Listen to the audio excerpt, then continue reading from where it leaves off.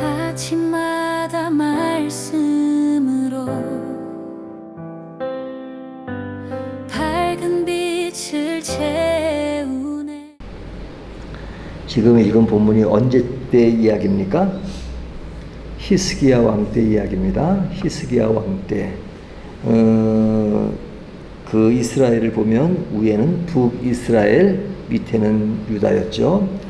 근데 그 당시에 아수르가 엄청 강한 나라였습니다. 근데 이제 이 나라가 점점점 나라들을 먹기 시작하고 어느 나라까지 먹었냐면 북이스라엘까지. 그래서 우리가 역사적으로 잘 알지만 BC 722년에 북이스라엘이 아수르에게 망하잖아요. 그리고 이제 그로부터 150년 가까이 되었을 때 이제 아수르는 힘이 약해지고 바벨론이 힘이 세면서 남았던 유다까지도 바벨론에게 BC 586년에 망하게 됩니다.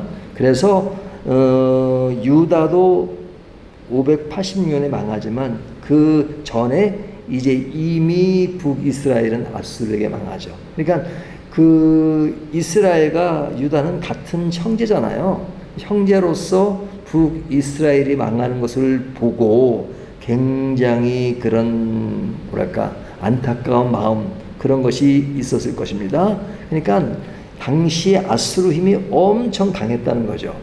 근데 이제 강하다 보니까 그 강한 힘을 막기 위한 어떤 방어전이 펼쳐지기 시작하죠. 그 방어전은 이제 그 점점점 밀고 내려오니까 위기를 느끼니까 유다 밑에 어떤 나라가 있어요?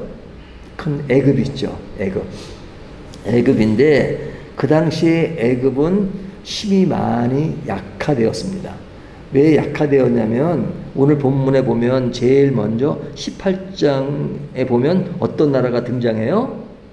구스라는 나라가 등장해요. 구스.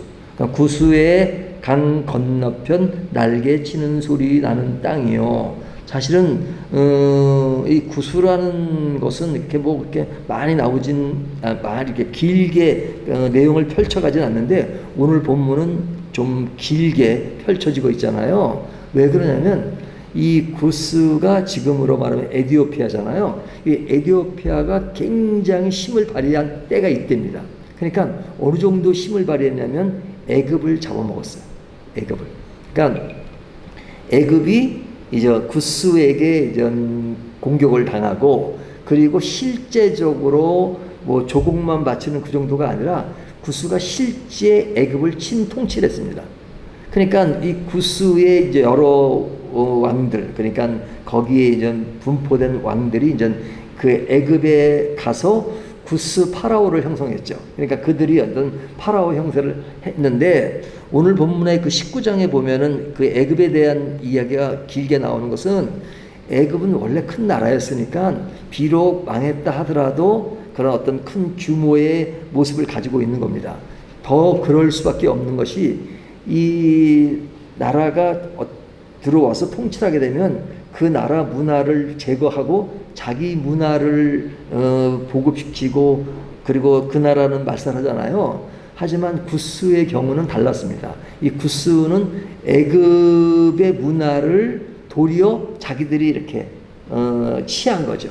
그러니까 구스의 파라오들이 와가지고 자기 문화를 접목시키기보다는 자기 문화보다는 그 애굽 문화를 그대로 받아들이면서 그들의 문화에 동화되어 버렸습니다. 통치는 그들이 하지만 그러나 그 문화는 애굽 문화를 받아들인 그러한 상황이었습니다. 그러니까 지금 우쪽에 북이스라엘은 아수르에 망하고 아수르에 힘이 있고 밑에는 지금 애굽과 구스가 있는데 이제 구스가 좀 힘을 발휘해 가지고 이제 딱 유지하고 있는 겁니다. 중간에 누가 끼어 있어요? 유다가 끼어 있잖아요. 위에는 아수르의 힘이 있고 밑에는 이제 애굽, 말하자면 구스가 통치하는 애굽이 지금 있는 겁니다. 그 중간에 지금 유다가 끼어 있는 거잖아요. 그런데 그래도 유다는 그런 그나마 힘을 유지하고 있었습니다. 그랬을 때 구스가 지금 사절단을 보내가지고 이제 우리가 지금 이러고 있을 때가 아니다. 지금 아수르의 그 힘을 막아야 된다 하는 어떤 그런 상황입니다. 그러니까 유다의 입장에서는 이미 북이스라엘이 망한 것을 보고 지금 자기들도 어찌할 바를 모르는 상황에 한쪽에서 지금 동맹을 맺고 그래서 우리가 아수르를 막자 하는 어떤 그런 그 외교적인 지금 그 권유를 받는 그런 상태에 있습니다. 자, 이런 상태에 있을 때 이사야 선지자를 통해서 하나님이 유다 백성들에게 예언한 이야기가 오늘 본문이라고 말할 수 있죠. 그래서 18장 4절을 보면요. 4절에 여호와께서 내게 이르시되 내가 나의 처소에서 조용히 감찰함이 째이는 일강 같고 가을 더위의 운무 같도다. 그러니까 지금 이 분위기 4절의 분위기는 뭐예요? 아주 그냥 활달하고 복잡하고 시끄러운 그런 분위기가 아니고 굉장히 조용한 분위기. 근데 누가 조용하냐? 여호와께서 내게 이르시되 내가 나의 저 조용히 감찰하니 조용히 그리고 일강 같고 가을 더위의 운무 같도다. 그러니까 지금 이사야 선지자를 통해서 유다 백성들에게 하는 내용은 뭐냐면 지금 당시 상황은 굉장히 바빠요. 뭐 구스의 사절단들이 오고 뭐 뭘 하자는 둥 지금 굉장히 바쁜데 그리고 전 유다 백성으로서는 무엇인가를 결정해야 되는 그 상황인데 하나님은 선지자를 통해서 뭐라고 말씀하냐면 너 바쁘지 말라. 하나님은 고요하시고 하나님은 지금 상황에 너희가 바쁠 필요가 없고 조용히 그리고 누굴 의지하라는 거예요? 하나님을 의지하라는 겁니다. 그러니까 그들이 너희들에게 손을 펼치고 있지만 거기에 의존하지 마라. 지금 구스가 굉장히 강한 힘을 가지고 있으니까 너희는 지금 아수르를 방어하고 너희를 지키기 위해서는 구스와 애굽에 의존할 수밖에 없다고 생각할런지 모르지만 그러나 그러지 마라. 그들을 의지하지 마라 하는 그 이야기입니다. 그 이야기 가운데 이제 유다 입장에서는 지금 현실적으로는 지금 무엇인가를 지금 잡아야 되는 그 상황에 하나님께서는 거기에 의존하지 말라. 근데 뭐라고 말씀하시냐면 그 나라가 지금은 강한 것 같지만 그러나 하나님 앞에서는 그들은 지금 아무것도 아니다. 그렇게 말씀하세요. 이런 이야기를 우리가 실제상에 들으면 참 현실과 이상의 괴리감을 느낄 수밖에 없죠. 지금 내 환경적으로 펼쳐진 것은 지금 내 앞에 보이는 눈에 보이는 것들이 강하고 거기에 의지하지 않고서는 지금 살아남기가 어려운 상황에 하나님은 거기에 의지하지 말라. 그러면 현실은 그렇지 않은데 하나님이 현실감이 없으신가?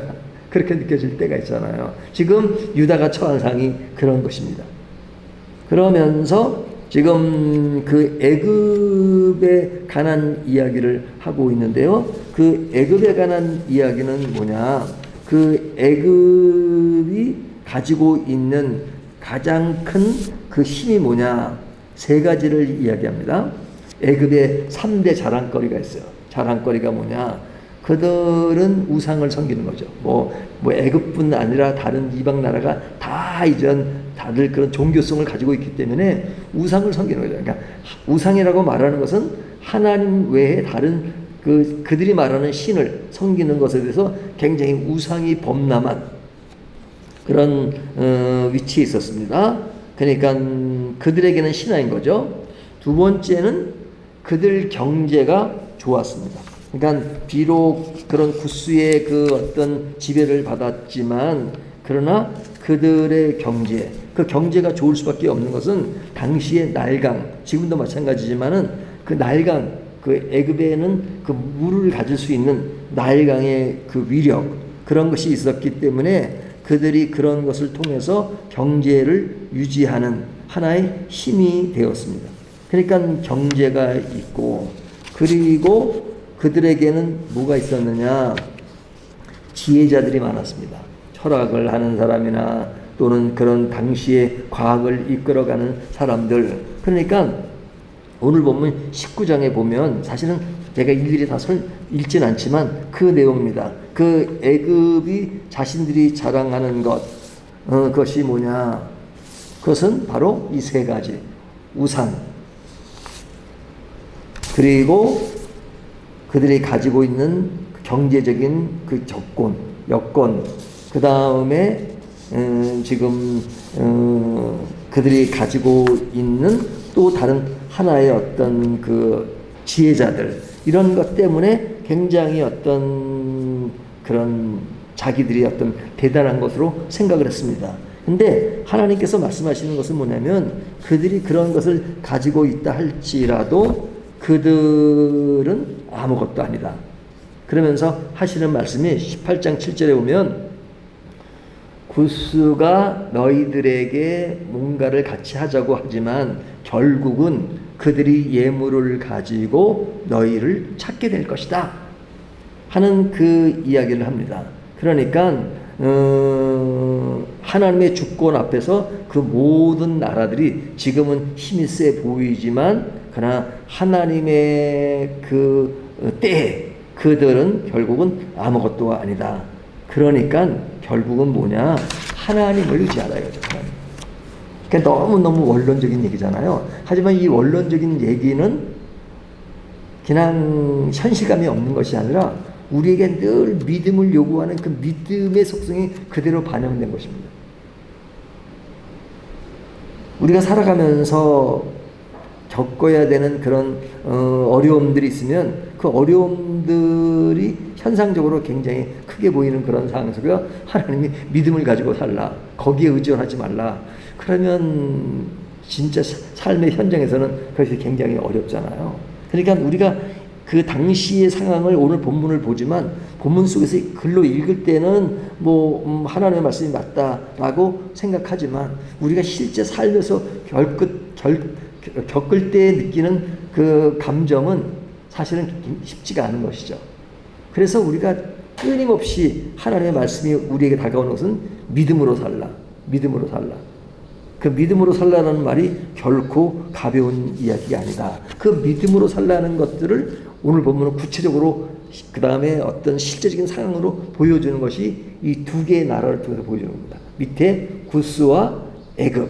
근데 굿스가 지배함에도 불구하고 애굽에 대한 이야기를 많이 하는 것은 그 애굽의 영향력이 그대로 있기 때문에. 그런데 위에서는 아수르, 밑에는 여기랑 손을 잡지 않으면 안 될 그런 상황 속에 손을 잡지 말고 하나님을 의지하라 하는 이 말씀을 하는 것입니다. 그렇다면 이 말씀이 오늘날 우리들에게 무엇을 요구하는 말씀이에요? 오늘날 우리에게 놓여진 아수르는 무엇이고 우리 앞에 놓여진 굿스와 애굽은 무엇인가? 지금은 개인적으로는 그런 나라는 아니지만 우리의 실제적인 삶의 현장에서 일어나는 많은 그런 것들이 우리에게 그들이 보여지는 역할이 우리에게 대입될 수 있잖아요. 그랬을 때 우리는 진정으로 하나님을 의지하는 것이 무엇이냐 하는 것들을 말씀해 주고 있습니다. 그러면 하나님을 의지하는 것이 뭐냐?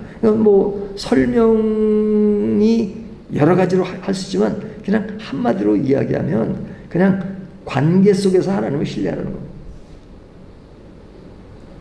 그러면 실질적인 삶 속에서 그러면 다른 이런 것은 아무것도 하지 말고 기도만 하고 있으라는 얘기냐? 그건 아니죠. 지금 여기서 나오는 이야기는 뭐냐면 그런 어떤 정치적인 상황에 침묵하라는 것이 아니고 문제는 뭐냐면 하나님을 의지하는 것보다 지금은 굿스나 그런 어떤 나타나는 그것에 더 의지하는 어떤 그 요소를 가지고 얘기하는 거죠. 그런 것이 필요 없다는 것이 아니라 항상 하나님이 위에 서야 되는데 위에 서지 않고 내가 위기를 만나면 하나님은 점점 밑으로 내려가고 하나님은 가려져 있고 내가 당면한 그 현실에만 치우쳐 있는 것, 그것에 대한 문제제기라는 겁니다. 그냥 어떤 정치적인 상황 이런 것에 대해서 전혀 무관심하라는 얘기가 아니라 무엇을 하든지 어떤 우리들이 놓여진 상황들 또 어려움이 있으면 그것을 극복하기 위한 노력들 다 필요하잖아요. 하지만 우리들의 그 백그라운드는 배경은 하나님이 세컨드가 아니라 진짜 주체가 되시고 하나님이 중심이 된 가운데서 하나님이 주시는 지혜와 하나님이 주시는 방법으로 사람과의 관계 또 내 어떤 환경과의 그런 것들을 잘 처리해 나가는 것은 그 중심에 하나님이 계셔야 된다 하는 말씀을 하는 것입니다. 그래서 의인은 믿음으로 산다 하는 말씀을 하는 것이죠. 오늘 말씀을 통해서 우리에게 놓여진 큰 환경은 무엇이고 그런 환경 속에서 우리는 믿음으로 극복한다는 것이 무엇인가 하는 것들을 다시 한번 생각해보는 저와 여러분이 되시기를 주님의 이름으로 축원합니다.